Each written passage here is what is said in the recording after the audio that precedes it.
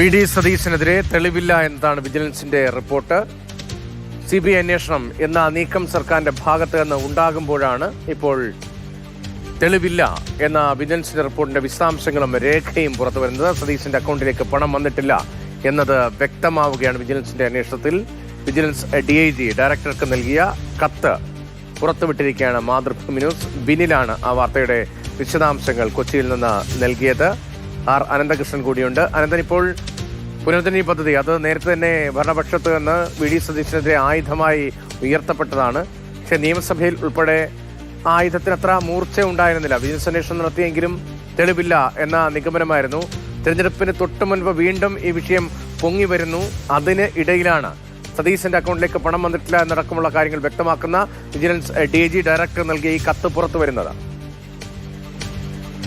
രതീഷ്, ഏതായാലും ഈ വി.ഡി. സതീശനെതിരായ അന്വേഷണവുമായി ബന്ധപ്പെട്ട് വിജിലൻസ് അന്വേഷണവുമായി ബന്ധപ്പെട്ട് വളരെ ആശയക്കുഴപ്പം ഉണ്ടാക്കുന്ന രീതിയിലുള്ള കാര്യങ്ങളാണ് ഇന്നിപ്പോൾ പുറത്തു വന്നിരിക്കുന്നത്. നമുക്കറിയാം, രാവിലെ ഒരു വാർത്ത പുറത്തു വരുന്നു. അതായത് വി.ഡി. സതീശനെതിരെ CBI അന്വേഷണം വേണം എന്നുള്ള ഒരു ശുപാർശ വിജിലൻസ് നൽകിയതായിട്ടുള്ള വാർത്തയാണ്. അതുമായി ബന്ധപ്പെട്ട ഒരു രേഖയും പുറത്തു വന്നിരുന്നു. ഈ ശുപാർശ നൽകിക്കൊണ്ടുള്ള എന്തൊക്കെ കാര്യങ്ങളിലാണ് അന്വേഷണം വേണ്ടുന്നത്, എന്താണ് കണ്ടെത്തൽ എന്നത് സംബന്ധിച്ച്. അതിന് തൊട്ടു പിന്നാലെയാണ് അത്തരമൊരു ശുപാർശ വിജിലൻസ് നൽകിയത് ഏതാണ്ട് 11 മാസങ്ങൾക്ക് മുമ്പ്, ഏതാണ്ട് ഒരു വർഷത്തോളം അടുപ്പിച്ചാകുന്നു എന്നുള്ളത്. അത് സംബന്ധിച്ചുള്ള കാര്യങ്ങൾ പുറത്തു വരുന്നത്. അതായത് ഒരു വർഷം മുമ്പ് വിജിലൻസ് നൽകിയ ശുപാർശയാണ് ഇപ്പോൾ പുതിയ ശുപാർശ എന്ന രൂപത്തിൽ പുറത്തു വന്നത് എന്നാണ്. അതിന് പിന്നാലെ ഇപ്പോൾ ഏറ്റവും ഒടുവിൽ വന്നിരിക്കുന്നത് അതായത് DIG കാർത്തിക്, വിജിലൻസ് DIG ഏറ്റവും ഒടുവിൽ നൽകിയിരിക്കുന്നത്. അതായത് വിജിലൻസ് സെപ്റ്റംബറിൽ വന്ന വാർത്തയിൽ നിന്ന് പുതിയ വിവരമാണിത്. അതെ. ഇപ്പോൾ DIG കാർത്തിക്കിന്റെ ഈ രേഖ വന്നിരിക്കുന്നത് അത് ഏറ്റവും ഒടുവിൽ വിജിലൻസ് എൻക്വയറി പൂർത്തിയാക്കിയ ശേഷം നൽകിയ റിപ്പോർട്ടാണ്. അതായത് ഏറ്റവും ഒടുവിൽ വിജിലൻസ് സർക്കാരിനെ അറിയിച്ചിരിക്കുന്നത് ഈ കേസിൽ അഴിമതി നടന്നിട്ടില്ല എന്നാണ്. മാത്രമല്ല, ഏതെങ്കിലും തരത്തിൽ ഈ പണം ദുർവിനിയോഗം ചെയ്തിട്ടില്ല. നമ്മൾ നേരത്തെ വാർത്ത റിപ്പോർട്ട് ചെയ്തിരുന്നു. പുനർജനി പദ്ധതിയുമായി ബന്ധപ്പെട്ട് വി.ഡി. സതീശൻ MLA-യുടെ അക്കൗണ്ടിലേക്ക് പണം വന്നതായി കണ്ടെത്തിയിട്ടില്ല. വിദേശ സന്ദർശനത്തിന് ശേഷം വി.ഡി. സതീശൻ വസ്തു വാങ്ങിയതായി പരാതിയിൽ ആരോപിച്ചിട്ടില്ലാത്തതിനാൽ ഈ വിഷയത്തിൽ അന്വേഷണം നടത്തിയിട്ടില്ല. പുനർജനി ഫണ്ട് കൈകാര്യം ചെയ്തിട്ടുള്ളത് മണപ്പാട് ഫൗണ്ടേഷൻ എന്ന സന്നദ്ധ സംഘടന മുഖേനയാണ്. വി.ഡി. സതീശൻ ഫണ്ട് കൈകാര്യം ചെയ്തതായി അറിവാട്ടില്ല.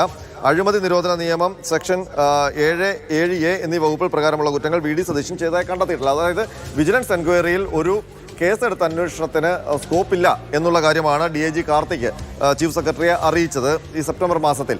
അതിനു മുൻപ് നൽകിയ ഒരു ശുപാർശ കത്താണ് ഇന്നിപ്പോൾ വി.ഡി. സതീശനെതിരെ CBI അന്വേഷണത്തിന് സർക്കാരിന് ശുപാർശ വന്നിരിക്കുന്നു എന്ന മട്ടിൽ പുറത്തു വന്നത്. അത് സർക്കാർ കേന്ദ്രങ്ങളിൽ നിന്നാണ് ഇന്ന് രാവിലെ അത്തരം ഒരു വാർത്ത പുറത്തു വന്നത്. അതായത് ഒരു പ്ലാന്റേഷൻ എന്നൊക്കെ നമ്മൾ പറയില്ലേ, ഇപ്പൊ വാർത്ത പ്ലാൻ ചെയ്യുക എന്ന നിലയിലാണോ തെരഞ്ഞെടുപ്പിന് തൊട്ട് മുമ്പ്? അതായത് പഴയ ഒരു കാര്യം CBI അന്വേഷണത്തിന് വിജിലൻസിന്റെ ഭാഗത്ത് ശുപാർശ ഉണ്ട് എന്നത് പഴയൊരു രേഖ, അത് സർക്കാർ വൃത്തങ്ങളുടെ ഭാഗത്ത് വാർത്തയായി പുറത്തേക്ക് വരുന്നു. അതിന് പിന്നാലെ അങ്ങനെയല്ല, അതിനുശേഷം മാസങ്ങൾക്ക് ശേഷം വി.ഡിക്കെതിരെ തെളിവില്ല എന്ന പ്രധാനപ്പെട്ട ഉദ്യോഗസ്ഥന് സർക്കാരിലേക്ക് പോയുള്ള കത്തുകൂടി വരുമ്പോൾ ആദ്യ വിവരങ്ങൾ, ആദ്യത്തെ ആ നീക്കം അത് പൂർണ്ണമായി പൊളിഞ്ഞു പോവുകയാണോ?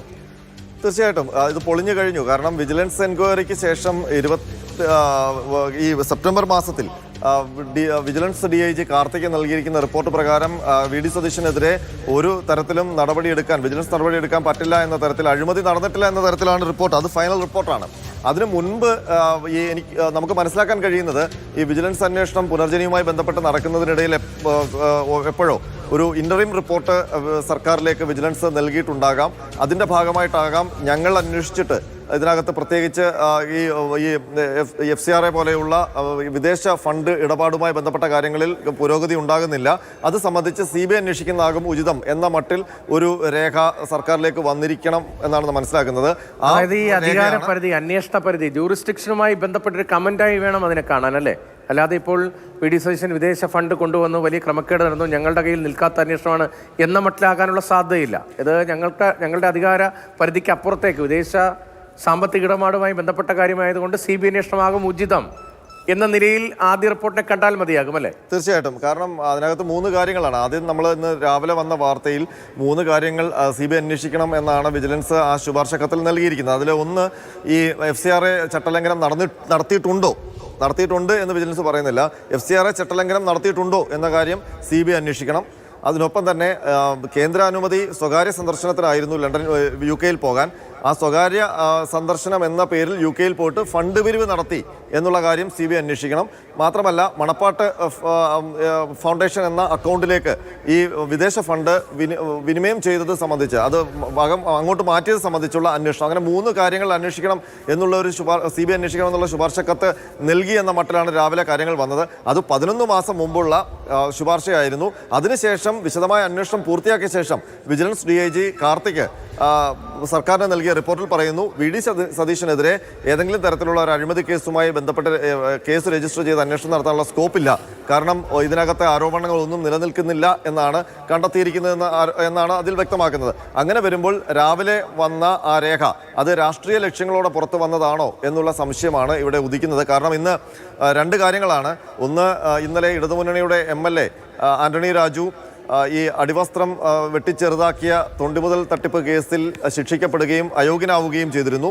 അതിനു പിന്നാലെ ഇന്നിപ്പോൾ കോൺഗ്രസിൻ്റെ ലീഡർഷിപ്പ് ക്യാമ്പ് വയനാട് തുടങ്ങുകയാണ്. അതൊരു വർദ്ധിത വീര്യത്തോടെ തെരഞ്ഞെടുപ്പിനെ നേരിടാനുള്ള മുന്നൊരുക്കം എന്ന മട്ടിലാണ് കോൺഗ്രസ് അവതരിപ്പിച്ചിരുന്നത്. പക്ഷേ അതിനു മുൻപ് തന്നെ VD സതീശനെതിരായുള്ള വാർത്ത പുറത്തു വരികയും അതിൽ VD സതീശൻ അടക്കമുള്ളവർക്ക് വയനാട് ക്യാമ്പിന് തുടക്കത്തിൽ ഈ CBI അന്വേഷണവുമായി ബന്ധപ്പെട്ട പ്രതികരണങ്ങളിലേക്ക് പോകേണ്ടിയും വന്നു. മാത്രമല്ല വയനാട് ക്യാമ്പ് ആ സമയത്ത് വാർത്തകളിൽ നിറയാതെ പോവുകയും ചെയ്തു. അപ്പോൾ ആ വയനാട് ക്യാമ്പിനെ ലക്ഷ്യമിട്ടുള്ള ഒരു അസ്ത്രമായിരുന്നോ ഈ CBI അന്വേഷണ വിവാദം എന്നുള്ളതാണ് ഇപ്പോൾ സംശയിക്കേണ്ടിയിരിക്കുന്നത്. ഏതായാലും വളരെ പ്രധാനപ്പെട്ട ചില പോയിന്റുകളാണ്, വളരെ പ്രധാനപ്പെട്ട ചില വസ്തുതകളാണ് അനന്തകൃഷ്ണൻ റിപ്പോർട്ട് ചെയ്യുന്നത്.